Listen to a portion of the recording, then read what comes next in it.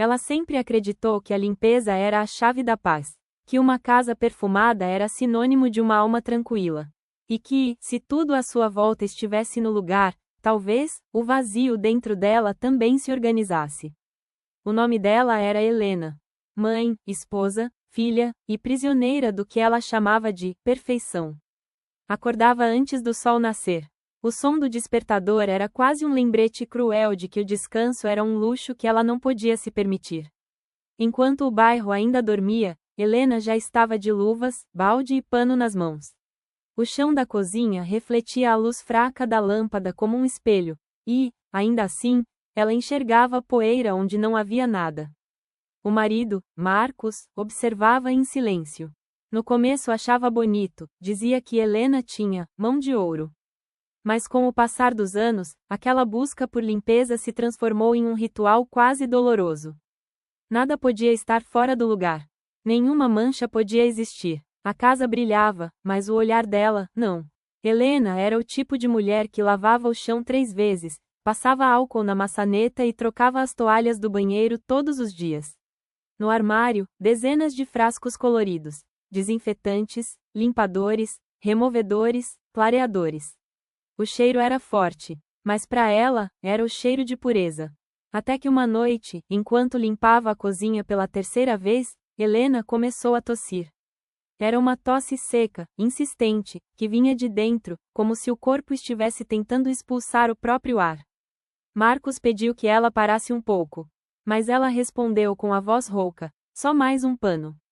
Amanhã quero ver tudo brilhando. E foi aí que começou. A tosse virou falta de ar. A falta de ar virou cansaço. E o cansaço virou silêncio. Helena não sabia, mas estava sendo envenenada aos poucos, não por alguém, mas por algo que ela acreditava ser seu maior aliado, a limpeza. O médico diria mais tarde que era intoxicação crônica por exposição química. Mas até lá, muita coisa ainda iria se perder. Porque, às vezes, o que destrói uma pessoa não é o que ela evita. É o que ela acredita estar fazendo certo. Os dias começaram a ficar mais longos, mas o brilho da casa já não era o mesmo.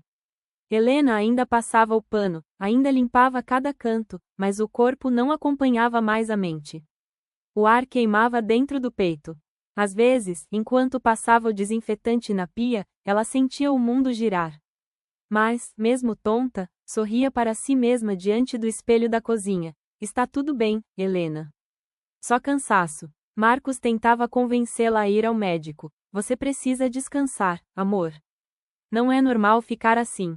Ela desviava o olhar, fingindo que não ouvia. Se eu parar, a casa vira um caos, respondia, quase num sussurro. O caos. A palavra soava como um inimigo invisível.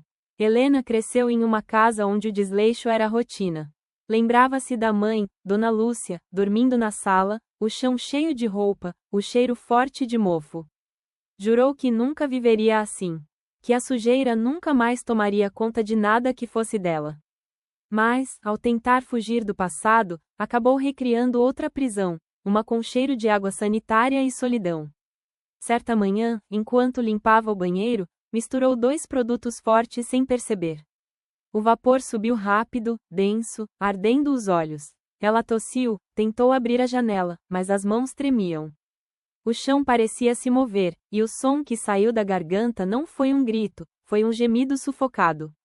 Marcos a encontrou caída, com o pano ainda na mão. O hospital ficava a poucos quarteirões, mas a ambulância parecia não chegar nunca. Quando finalmente entrou no pronto-socorro, Helena mal conseguia respirar.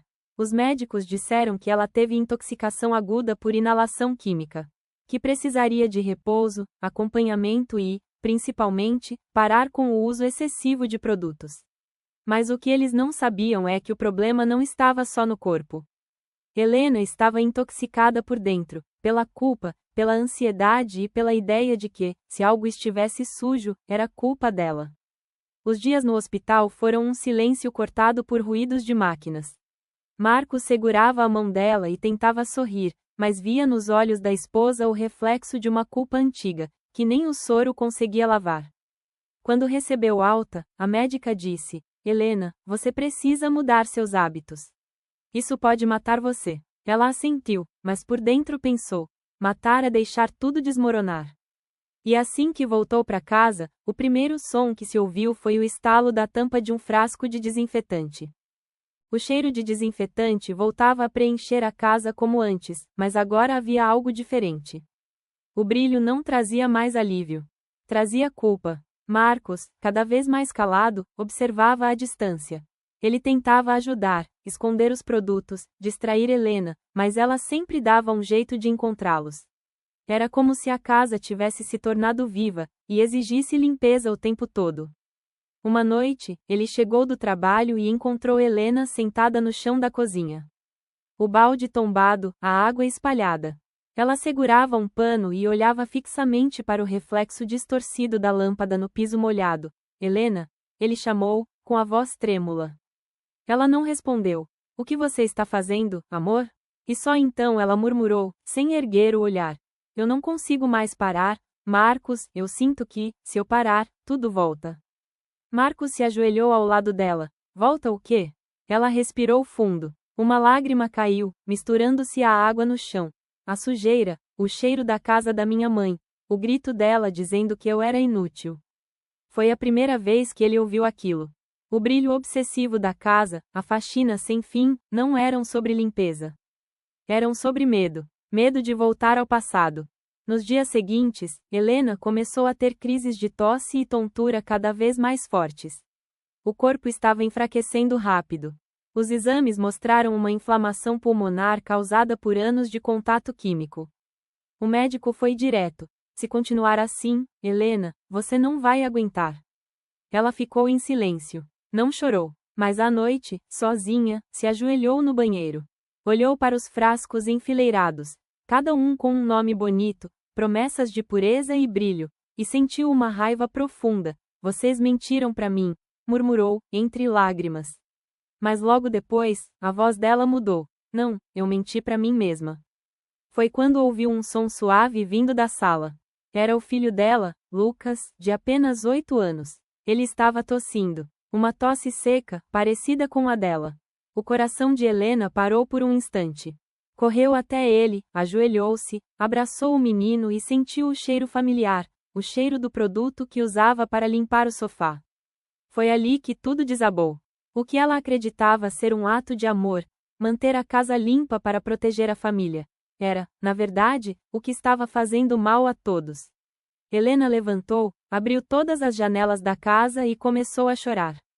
Um choro profundo, libertador, cheio de arrependimento. Enquanto o vento entrava, os frascos na prateleira caíam um a um, como se o próprio ar estivesse limpando o veneno. No dia seguinte, ela procurou ajuda.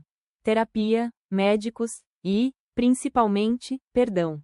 E pela primeira vez em anos, a casa ficou um pouco empoeirada. Mas, curiosamente, foi naquele dia que ela respirou melhor. Meses se passaram desde aquela madrugada em que Helena abriu todas as janelas da casa. O vento, que antes ela temia por levantar poeira, agora era um visitante bem-vindo.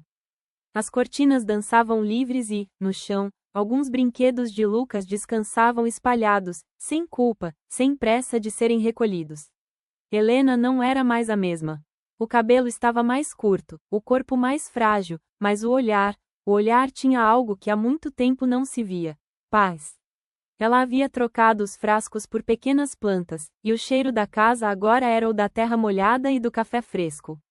Ainda gostava de limpar, mas agora entendia que limpeza não era sobre controle, era sobre cuidado. E cuidado, descobriu, é diferente de perfeição. Durante a terapia, aprendeu que seu medo de sujeira era, na verdade, medo de repetir a dor que viveu na infância. Aprendeu também que o corpo fala o que a alma tenta esconder. E que, às vezes, o que mais envenena a gente, não está no ar, mas dentro de nós. Um dia, ao abrir uma das caixas que guardava no armário, encontrou uma antiga carta da mãe. As letras tortas e apagadas diziam: Filha, sei que falhei em muita coisa. Mas se um dia quiser limpar algo, que seja o que carrega dentro do coração. Poeira a gente tira, mágoa, só o amor limpa. Helena leu aquilo com as mãos trêmulas e sentiu as lágrimas caírem. Pela primeira vez, não limpou o que escorria do rosto. Deixou cair. Deixou ser humano. Naquela noite, enquanto colocava Lucas para dormir, ele perguntou: Mamãe, por que você não limpa mais o tempo todo? Ela sorriu e respondeu: Porque agora a casa tá viva, filho. E a vida também faz bagunça. O menino riu, e Helena o abraçou forte. Naquele instante, percebeu que o verdadeiro perfume do lar não vinha de nenhum frasco, vinha do riso, do afeto e da paz que há muito tempo ela tinha esquecido. A câmera imaginária se afasta, mostrando a casa iluminada pelo pôr do sol. O chão tem marcas de passos, o espelho uma pequena mancha de dedos. Mas, pela primeira vez, tudo parece limpo de verdade. Helena viveu anos dentro de uma ilusão de limpeza, sem perceber que a sujeira mais perigosa não estava nas coisas, mas nos sentimentos que ela tentava esconder. O brilho que ela buscava nas superfícies era o reflexo da dor que ela não queria enxergar. E só quando o ar ficou leve, e o chão imperfeito, ela entendeu. Pureza não é ausência de sujeira, é presença de paz. E você? Quantas vezes tenta limpar o que está fora, para não encarar o que está dentro? Se essa história te tocou, compartilhe. Talvez alguém perto de você também esteja vivendo dentro de uma ilusão.